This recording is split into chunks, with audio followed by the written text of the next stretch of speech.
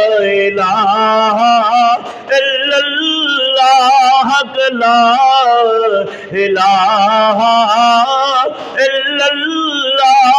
فرمایا مجمع لگ گیا، لوگ جمع ہو گئے۔ اس نے بولا نہیں میں کتاب پھینکوں گا، فرمایا کتاب نہیں پھینکیں گے ہم۔ عبدالحق محدث دہلوی وقت کا ولی بھی ہے، وقت کا محدث بھی ہے، آپ نے قرآن کو سینے سے لگا لیا۔ فرمایا کہ آپ آگ کے اندر چلے گئے، فرمایا آگ گلاب کی پتیاں بن کے بکھر گئی، آگ گلے گلزار ہو گئی۔ تو اس لیے فرمایا آج بھی ہو گر ابراہیم کا ایمان پیدا، آگ کر سکتی ہے انداز گلستہ پیدا۔ یہ غالباً 1995 کا واقعہ ہے، میں نے وہ پوسٹر بنا کے بھی شائع کیے تھے، بانٹے بھی تھے لوگوں کے اندر۔ یہ آپ کے سندھ کا واقعہ ہے، محمد پناہ ٹوٹانی کا واقعہ ہے۔ ایک عاشق رسول سے ایک نجدی الجھ گیا، بد عقیدہ الجھ گیا، کہاں آگ لگاتے ہیں، پلال کا ڈھیر پڑا ہوا تھا، چاول کا جو بھوسا ہوتا ہے نا، فصل بھوسا وہ پڑا تھا، کہا آگ لگاتے ہیں۔ دونوں میں مناظرہ ہوا، کہا کہ یا رسول اللہ کہنے والے حق ہیں، وہ کہتا ہے نہیں باطل ہیں۔ کہا آگ کے اندر جائیں گے، جو سچا ہوگا بچ جائے گا، جو جھوٹا ہوگا جل جائے گا۔ محمد پناہ ٹوٹانی کا قبول ہے، یہاں تک کہ جب اندر گئے تو محمد پناہ ٹوٹانی رحمت اللہ علیہ بچ گئے، اور جو بد عقیدہ تھا وہ جلس گیا، بہر بھاگا۔ والحمدللہ اہل سنت کا عقیدہ حق اور سچ ہے۔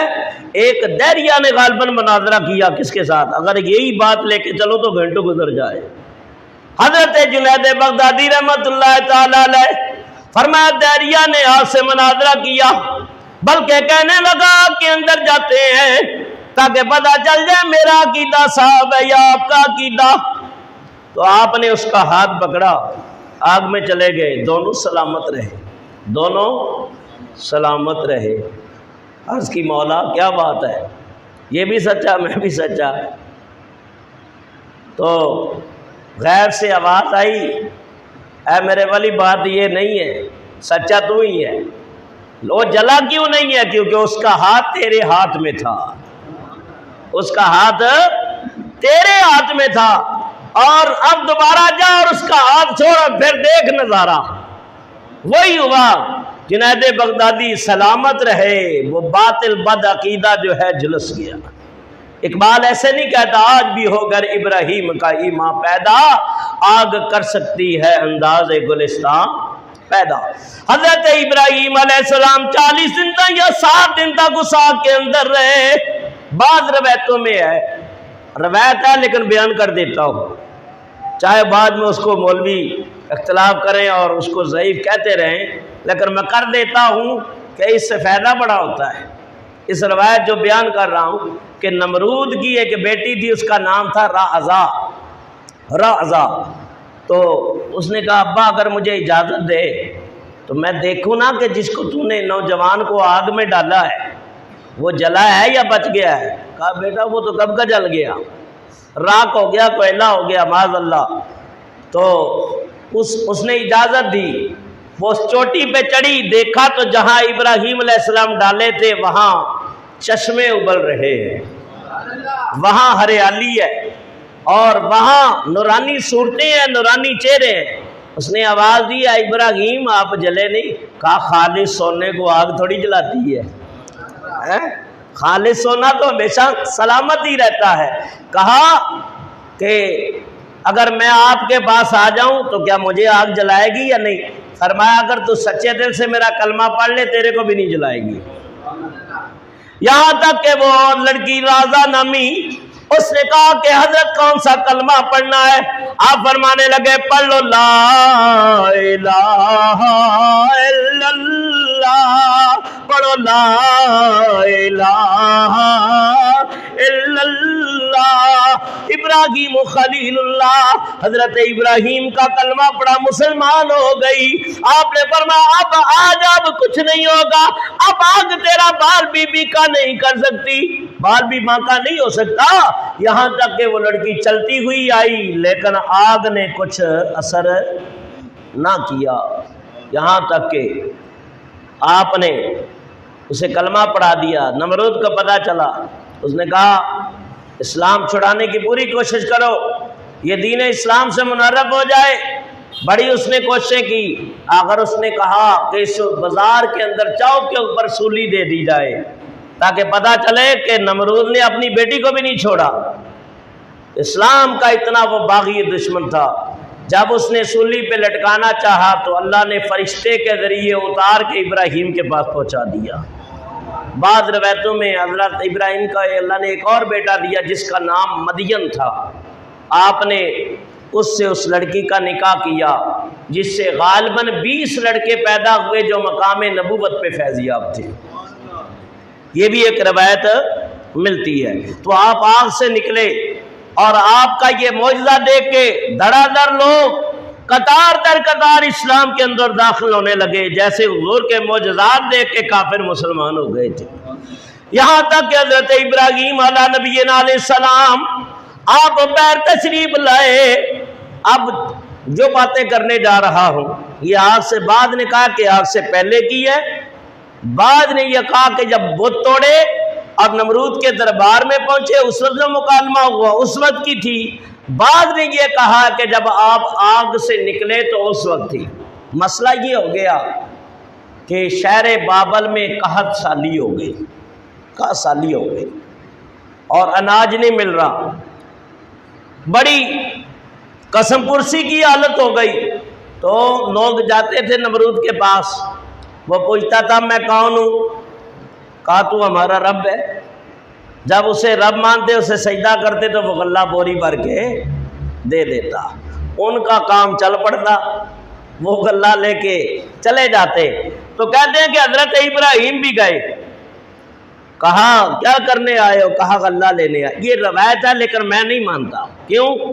اس وجہ سے کہ نبی کا جو مقام نبوت ہے وہ بہت اونچا ہے، وہ کسی کے سامنے ہاتھ پھیلاتا نہیں ہے، لیکن روایت کی یہ کرنے والوں میں تو بیان میں آ جاتی ہے۔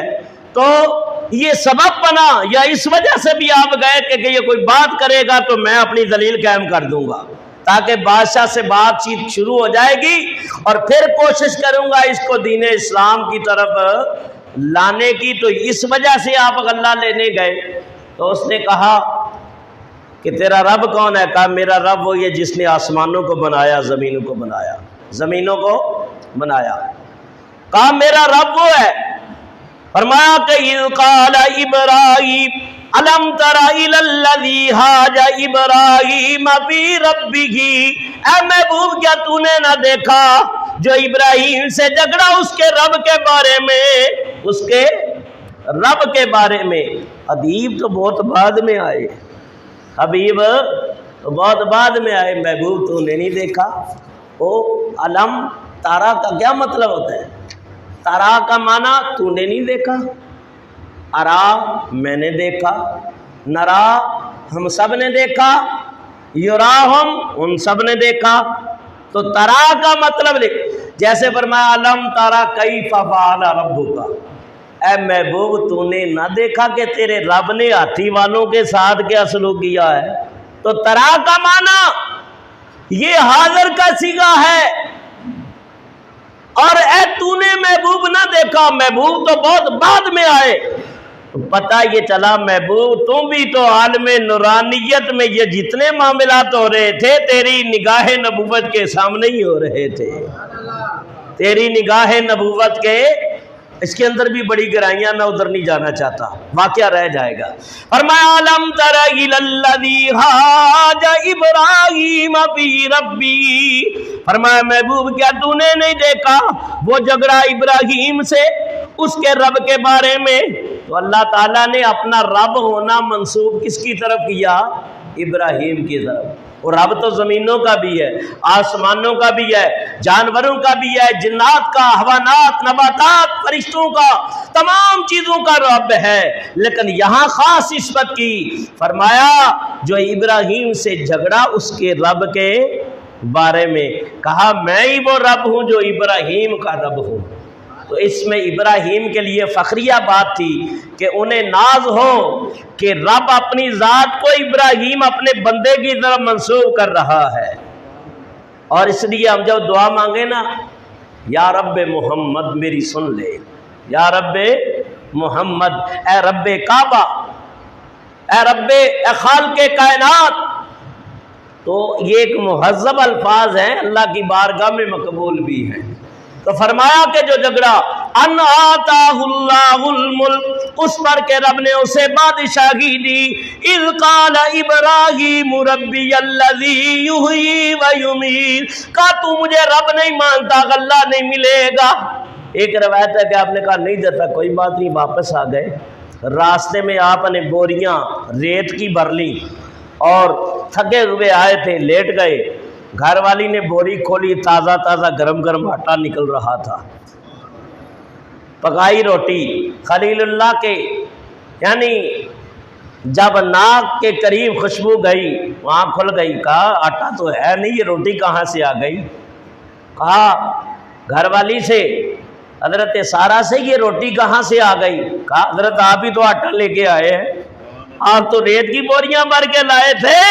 لیکن فرمایا اللہ نے خلیل اللہ سے محبت کا اظہار کیا کہ اگر نمرود نے نہیں دیا تو تیرا حقیقی خالق رزاق تو میں پروردگار ہوں۔ واللہ تعالیٰ نے اس ریت کو آٹے کے اندر تبدیل فرما دیا، یہاں تک کہ حضرت ابراہیم علیہ السلام کا مکالمہ ہوا۔ اِذْ قَالَ إِبْرَاهِيمُ رَبِّيَ الَّذِي يُحْيِي وَيُمِيتُ، اس نے کہا نمرود نے تیرا رب کون ہے؟ کہا میرا رب وہ ہے، جو میرا رب ہے وہ جلاتا بھی ہے، وہ جلاتا بھی ہے اور مارتا بھی ہے۔ جلا کا معنی ایک جلانا ہے، اس کا معنی راکھ کر دینا، ساڑ کر دینا، اور ایک ہے جلا، زندگی بخش دینا، زندہ کر دینا، زندہ رکھنے والا، وَيُمِيتُ، اور مارتا بھی ہے۔ کہنے لگا قَالَ أَنَا أُحْيِي وَأُمِيتُ، یہ کون سی بڑی بات ہے، یہ تو میں بھی کر سکتا ہوں۔ آپ نے فرمایا بے وقوف ہے یہ، اس کو موت و حیات کی اصلی حقیقت کا پتہ ہی نہیں ہے۔ جس کو آزاد کرنا تھا اس کو مروا دیا، سولی چڑھا دیا، اور جس کو سولی چڑھانا تھا اس کو آزاد کر کے کہا دیکھو میں بھی مارتا بھی ہوں اور زندہ بھی کرتا ہوں۔ تو نبی کا جو دماغ نبوت ہوتا ہے نا، وہ اتنا اعلیٰ قسم کا علم اس کا ہوتا ہے کہ اس کے سامنے عام بندہ ٹھہر نہیں سکتا۔ تو آپ نے فرمایا اور بھی آپ دلیلیں دے سکتے تھے، میرا رب وہ ہے جس نے زمین بنائی، آسمان بنایا، میرا رب وہ ہے جس نے اونٹ کو پیدا کیا، میرا رب وہ ہے جس نے پہاڑوں کو پیدا کیا، یہ بھی تو رب نے کی ہے نا، میرا رب وہ ہے جس نے سمندر بنا دیے، دریا بنا دیے، نہریں، درخت لگا دیے، چشمے جاری کر دیے ہیں، اس طرح کی باتیں بھی۔ لیکن آپ نے ساری دلیلوں کو چھوڑ کے فرمایا ایسی دلیل دو کہ مارا جائے، اس کو جواب بھی نہ بن پڑے، ایسی دلیل قائم کرو۔ تو نبی علم، اللہ نے ابراہیم علیہ السلام کو علم مناظرہ کی بڑی قوت عطا کی تھی، بہت درک عطا کیا تھا، فہم اور عقل عطا کی تھی کہ آپ نے ایسی دلیل لائی کہ نمرود لاجواب ہو گیا۔ 16 سال کی عمر، 18 سال کی عمر ابراہیم علیہ السلام کی، اور علم کا کمال۔ ہمارے ان نوجوانوں کو علم ہے، بڑا علم ہے ان کے پاس بھی، قرآن ان سے سن لو تو آئے گا نہیں، کلمے 6 سن لو تو آئیں گے نہیں، شاد و نادر ہے۔ یہ پوچھ لو کہ اس ہفتے میں ڈرامے کون سے آنے ہیں، کرکٹ کے میچ کہاں کہاں ہوں گے، یہ سارے ہیں، لیکن دین کی طرف توجہ نہیں ہے۔ یہ حالت ہے ہماری قوم کی، اور ہم زندہ قوم ہیں، اور پاکستان کی سرزمین پہ رہنے والے پاک لوگ ہیں، اور غفلت ہماری دین سے یہ ہے کہ دین کے مسائل سیکھنے کے لیے نہیں۔ خلیل اللہ علیہ السلام نے دوسری مثال قائم کی، دوسری دلیل قائم کی، فرمایا فَإِنَّ اللَّهَ يَأْتِي بِالشَّمْسِ مِنَ الْمَشْرِقِ فَأْتِ بِهَا مِنَ الْمَغْرِبِ۔ ہاں میرے رب کا ایک کمال اور بھی ہے، اس کی شان تو بہت بڑا البرا ہے، اس کی انعام بھی بے شمار ہے، اس کی نعمتیں بھی بے شمار ہے، لیکن جہاں میرے رب کی شان ہے زندہ کرنا اور مارنا، وہاں میرے رب کی یہ شان بھی ہے، وہ سورج کو مشرق سے نکال کے مغرب میں غروب بھی کر دیتا ہے۔ تو رب زندہ بھی کرتا ہے، رب مارتا بھی ہے، رب سورج کو مشرق سے نکالتا ہے، مغرب میں غروب بھی کرتا ہے۔ فَأْتِ بِهَا فرمایا فَإِنَّ اللَّهَ يَأْتِي بِالشَّمْسِ مِنَ الْمَشْرِقِ فَأْتِ بِهَا مِنَ الْمَغْرِبِ۔ تو ایسا کر، اگر رب کے دعوے کے اندر سچا ہونا چاہتا ہے، نمرودی قوم کا تو خدا ہو، تو نے یہ دعویٰ کیا میں تمہارا خدا ہوں، تو میں تو تب مانوں کہ سورج کو تو مغرب سے نکال دے۔ فَبُہِتَ الَّذِي كَفَرَ، پس ہوش اڑ گئے کافر کے، لاجواب ہو گیا، ایک دوسری دلیل سے ہی لاجواب ہو گیا۔ تو فرمایا کہ نبیوں کے سامنے بڑے سے بڑا علم والا بھی ٹھہر سکتا نہیں ہے، کیونکہ نبی کا علم وہ ہے، اب اس پر جانا نہیں چاہتا۔ اور جتنے انبیاء کا علم ہے، جتنے انبیاء کا علم ہے، اس کے اوپر مفسرین بیان کرتے ہیں، اللہ کے علم کے سامنے وہ ایسا ہے جیسے سمندر میں ایک قطرہ ہو، سمندر میں قطرہ ہو، اور تمام انبیاء کا علم میرے نبی کے علم کے سامنے ایسے ہے جیسے سمندر کا ایک قطرہ ہو۔ اس لیے بصیری نے کہا ہے فَإِنَّ مِن جُودِكَ الدُّنْيَا وَذَرَّتَهَا وَمِنْ عُلُومِكَ عِلْمَ اللَّوْحِ وَالْقَلَمِ۔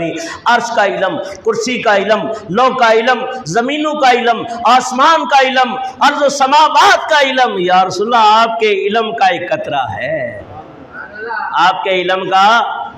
چلو مل کے پڑھ لو، تھوڑا برکت بھی ہو جائے۔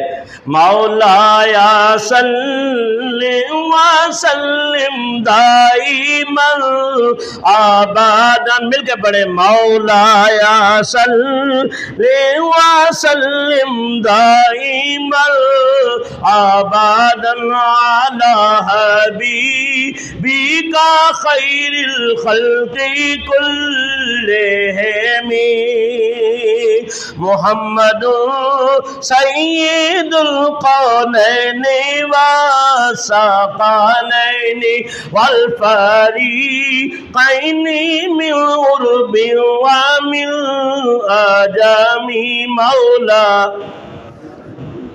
قربان جاؤں میں تمہارے جذبے کے اوپر ہے۔ علی حبیبک خیر الخلق کلہم یا ربی بالمصطفی بلغ مقاصدنا واغفر لنا ما مضى یا واسع الکرم مولایا صلی وسلم دائما ابدا علی حبیب۔ تو حضرت ابراہیم علیہ السلام نے دلیل کیا قائم کی؟ ہاں سورج کو مغرب سے نکال دے، سورج کو مغرب سے نکال، میں تجھے خدا مان لوں گا، تجھے خدا، بولو تجھے خدا مان لوں گا۔ اب جو سورج کو مغرب سے نکال دے، کیا اس کو خدا مانا جا سکتا ہے؟ نہیں۔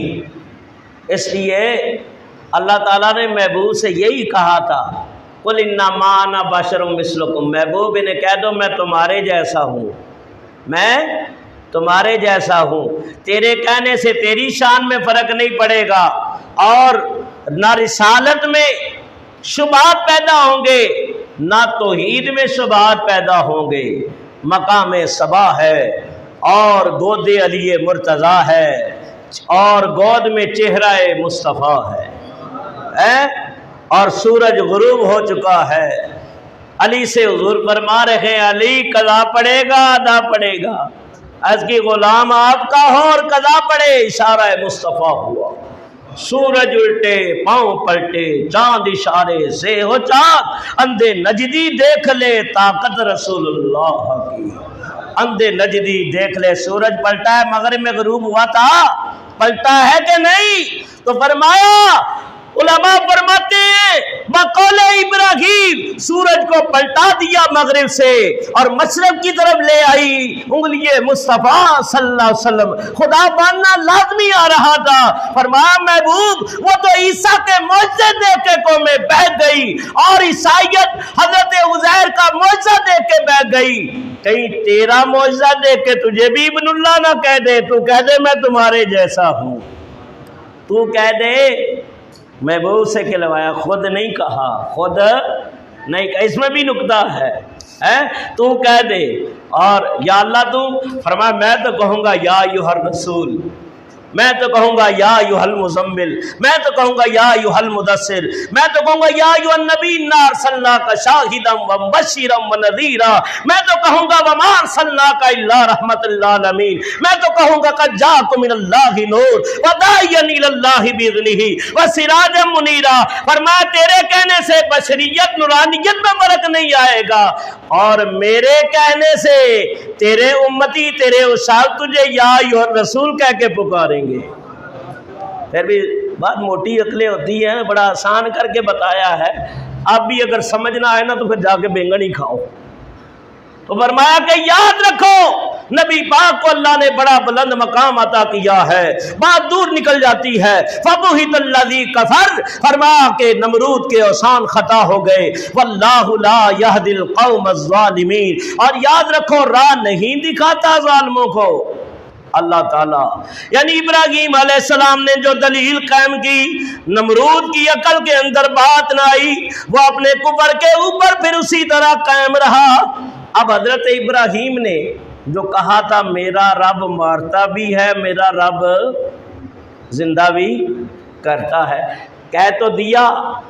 خلیل اللہ کا گزر ہوا سمندر کے کنارے سے، یہاں پانی کے کوئی سلسلہ تھا، تو ایک مردار کو مرا ہوا پایا، آدھا دھڑ اس کا پانی میں تھا آدھا خشکی میں تھا، تو پانی میں جو ہے پانی والے جانور کھا رہے تھے، خشکی میں خشکی والے کھا رہے تھے۔ تو فرمایا حضرت ابراہیم کے دل میں خیال آیا کہ اللہ اس کو کیسے زندہ کرے گا۔ اب یہ نہیں کہ نبی کا ایمان نہیں، یقین ہے۔ فرمایا وَإِذْ قَالَ إِبْرَاهِيمُ رَبِّ أَرِنِي كَيْفَ تُحْيِي الْمَوْتَىٰ، اس کو جو ہے سمندر کے جانور کھا رہے ہیں، ادھر خشکی کے کھا رہے ہیں، یہ تو ان کے پیٹوں میں اجزا چلے گئے، یہ کھا کر گندگی بن کر باہر نکل جائے گی، لیکن پروردگار اسے قیامت کے دن کیسے زندہ کرے گا؟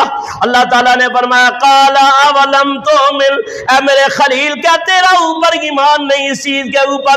مولا ایمان تو ہے یا اللہ، میں نے تیرے پیاروں کی باتیں بھی سنی ہے، وحی بھی آ گئی ہے، لوگوں کے کلام بھی میں نے سنے ہیں، مولا ایمان بھی ہے، لیکن کہتا ہوں میں آنکھوں سے دیکھ لوں تاکہ دل کو اور قرار آ جائے، دل کو اور قرار آ جائے۔ واللہ فرماتا ہے کہ منہا خلقناکم وفیہا نعیدکم ومنہا نخرجکم تارۃ اخری، فرمایا اسی سے ہم تمہیں زندہ کریں گے، اسی کی طرف لوٹائیں گے، اور فرمایا قیامت کے دن یہی سے اٹھائے جائیں گے۔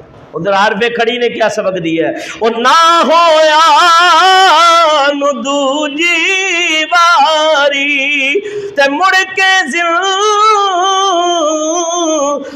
کرسی،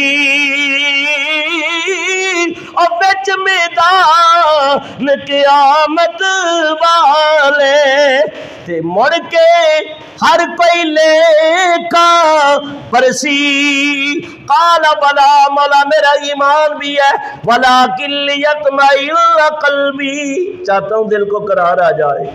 تو اللہ تعالیٰ پیاروں کی بات کو رد کرتا ہے؟ نہیں، میں اچھا تیرے دل کو قرار چاہیے۔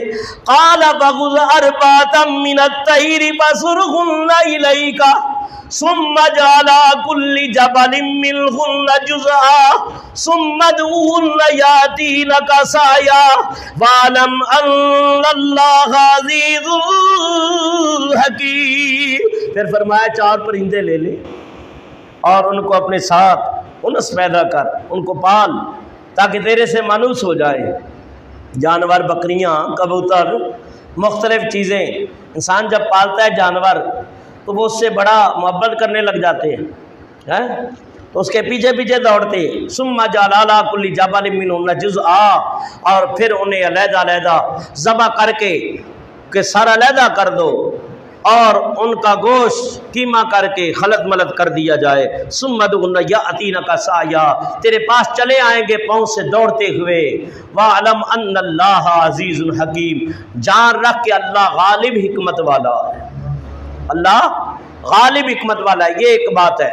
فرمایا حضرت خلیل اللہ علیہ السلام اب اللہ تعالیٰ کے کہنے کے اوپر، اللہ تعالیٰ کے حکم کے اوپر جانور لے لیے، جانور کو پالا۔ اور کون کون سے جانور لیے؟ بحکم الہی۔ اور ایک وعدہ بھی اللہ نے دیا تھا، اے خلیل اللہ میں تجھے مقام خلت کے اوپر نوازوں گا اور تجھے خلعت پاک عطا کروں گا۔ یا اللہ کب کرے گا؟